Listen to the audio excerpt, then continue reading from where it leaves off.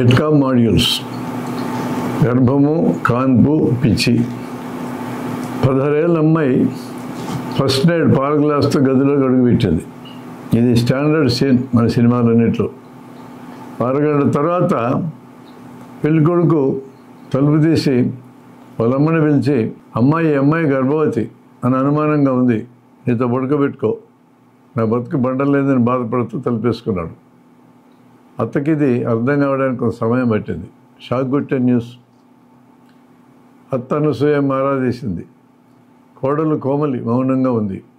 ఎంత అడిగినా ఒకదానికి జవాబు చెప్పటం లేదు. ఇప్పుడు పడుకో, తెల్లారి ఆసుపత్రికి పోదాం, అక్కడ తేలుతుంది సంగతి నాడు తిరిగి పడుకుంది అత్త. కోమలికి భయం వేసింది. తెల్లారి చీకట్లోనే పొలాలు అడ్డంబడి పరిగెత్తి ఊరి బయట ఫస్ట్ బస్సు ఎక్కి వచ్చి పుట్టింట్లో పడింది. నిన్న చీర సారా పెట్టి అత్తగారిని వదిలేసి వస్తే తెల్లారక ముందు ఇలా దిగబడ్డ పెళ్లి కూతుర్ని చూసి ఆశ్చర్యపోయింది వాళ్ళ అక్క ఆదిలక్ష్మి. ఏం జరిగిందని అడిగి విషయం తెలుసుకొని నిర్ఘాంతపోయారు వాళ్ళు. ఆ మాట ముందే చెప్పాలి కదా, ఇంత ఖర్చు పెట్టి పెళ్లి చేసి ఇప్పుడా చెప్పేది బుద్ధి లేదానా? ఎవరెంతకి ఆ గర్భం చేసిన అతను అంది వాళ్ళ అక్క 4 వీకిన తర్వాత. ఈ అమ్మాయి నీ మొగుడే అంది కళ్ళు తుడుచుకుంటూ. మళ్ళీ నిర్ఘాంతపోయారు ఇంకో రౌండు. అంతా ఒకటే ఏడుపు. మా గ్రహచారం ఎలా ఉందని తిట్టుకొని నాటుమంది పెట్టేవాడి దగ్గరికి వెళ్ళారు. వాడు 5 మిసప్రస్టాల్ మాత్రలు కొనిచ్చి తులసాకుల్లో 2, తమలపాకుల్లో 3 కలిపి నూరి ముద్దలు చేసి పొద్దున ఒకటి సాయంత్రం ఒకటి మింగమని 2000 తీసుకున్నాడు. కడుపు నొప్పి, బ్లీడింగు ఉంది కానీ పిండం పడలేదు. రోజు గడిచాక పక్కూరులో ఉన్న ఆర్ఎంపీని పిలుచుకొచ్చి గూడెల్లో పోసుకున్నారు. ఇదెంత పని, 20 ఏళ్ళుగా నా ప్రాక్టీస్లో ఎంతమంది చూశారని భరోసా ఇచ్చి ఓ అట్ట ఇచ్చి, అంటే మందులు అట్ట ఎలా వాడాలో చెప్పాడు. సాయంత్రం వచ్చి సూదేశాడు. నొప్పులు వస్తూనే కానీ పిండం పడలేదు. ఇక లాభం లేదనుకొని రోజులు 2 మండలాలు దాటి ప్రైవేట్ ప్రాక్టీస్ చేస్తున్న డాక్టర్ దగ్గరికి వచ్చారు. ఊరు మార్చి పేరు మార్చి ఓపీ రాయించి కథంతా దాచిపెట్టి కొత్త కథ వెళ్ళారు. బ్లీడింగ్ నొప్పులు వస్తున్న సంగతి కూడా దాచారు. అత్త భర్త వచ్చి పడేలోగా ఈ గర్భం లేకుండా చూడండి, ఏదో సర్ది కాపురానికి పంపుతాం, సాటి ఆడవాళ్ళం, ఈ గండం గట్టెక్కించడమా అని వాళ్ళు కాళ్ళ వెళ్ళబడ్డారు. డాక్టర్ అభ్యంతరం చెప్పింది. నిన్న పెళ్ళి అయింది, ఈరోజు గర్భస్రావం, అది భర్తకు తెలియకుండా. ప్రీ ఆపరేటివ్ పరీక్షలు లేవు, రక్తం ఎంత ఉందో తెలియదు, రక్తం గ్రూపు తెలియదు, కనీసం ఎన్ని వారాల గర్భం కూడా తెలియదు. ముందు స్కాన్ చేయించుకోండి, అది గర్భమా కాదా చూద్దాం, సంఘము సమస్యలు చచ్చేంతవరకు ఉంటాయి, చట్టబద్ధం కాని వాటిల్లో ఎలా ఇరుక్కోవడం అని అన్నదాన్ని. వాళ్ళు స్కాన్కి మొగ్గలేదు. డాక్టర్ ఫ్రీగా స్కాన్ చేసింది. 28 వారాల గర్భం. ఇంతదాకా ఎలా దాచారు, ఇప్పుడు ఎలా వదిలించుకుంటారు అన్నదాన్ని.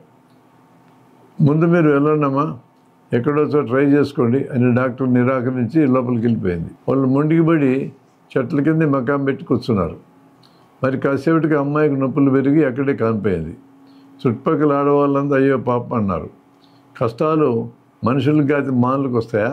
మనిషికి మనిషి సాయం చేయకపోతే ఎలా? ఆ సమస్యను ఎత్తుకెత్తుకొని తెచ్చి ఆసుపత్రి లోపల పెట్టి, డాక్టర్ అమ్మా కాస్త చూడమ్మా అని పబ్లిక్ అన్నారు. పబ్లిక్ ఇన్వాల్వ్ అయ్యాక కొన్ని తప్పవు.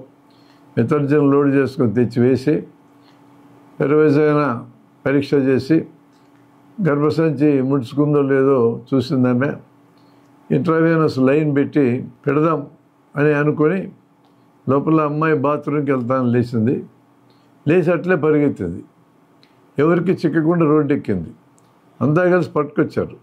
ప్రవర్తన విచిత్రంగా ఉంది. తన కంట్రోల్లో తను లేదు. రెఫరల్ లెటర్ రాసి గవర్నమెంట్ హాస్పిటల్కి అంబులెన్స్లో పంపారు. నడుముకు సూదేసి నీరు తీసి పరీక్ష చేశారు. బ్రెయిన్కి సిటీ లేదా ఎంఆర్ఐ లాంటిది తీశారు. మెదడు పాడైంది, కాపురం పోయింది. 6 నెలలు చూద్దామన్నారు డాక్టర్లు. ఆ తర్వాతకి బాగా ఛాన్సే లేదన్నారు ప్రభుత్వ ఆసుపత్రి డాక్టర్లు. ఈ విధంగా చెప్పారు. ఇప్పుడు అమ్మాయి పిచ్చిదానిలా ఉంది. పిలిచి పెడితే తింటుంది, నడుస్తుంది, పడుకుంటుంది, మాట్లాడదు. నవ్వు, చీకు, చింత ఏం లేని వెరిమాలోకంలో తయారయ్యింది. ఈ కేసులో బంధువులు దయదలిచి అందరినీ వదిలేశారు. డాక్టర్ని, ఆర్ఎంపీని, నాటుమంది ఇచ్చిన వైద్యాన్ని అంతా మా తలరాతను రాజీపడ్డారు. మందు ఓవర్డోస్ ఏమైనా అయిందా చెప్పలేము. కాన్పు సమయంలో అండర్లైన్ కాజెస్ ఏమైనా ఉండి, అంటే ఇతర కారణాలు ఏమైనా ఉండి ఈ విధంగా తయారైందా, ఇది కూడా మన దగ్గర డేటా ఏం లేదు, మనం చెప్పలేం. డాక్టర్లు లాంటి సమస్యల్లో తమకు తెలియకుండా నిరుక్కునే పరిస్థితులు వస్తాయి. వెనక్కి తగ్గాల, ముందుకు అడిగేయాల.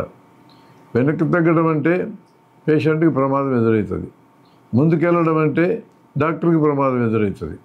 ఏదైనా తేడా వస్తే రోగులు డాక్టర్ని క్షమించే పరిస్థితి లేదు. ఏదైనా నష్టం జరిగితే నష్టం జరిగిందని బాధపడడానికంటే ఈ నష్టం డాక్టర్ వల్లనే జరిగిందనే పేరుతో డాక్టర్ దగ్గర భారీగా వసూలు చేయడానికి ఏమాత్రం వెనుకాడని కల్చర్ ఒకటి ఈరోజు వచ్చింది.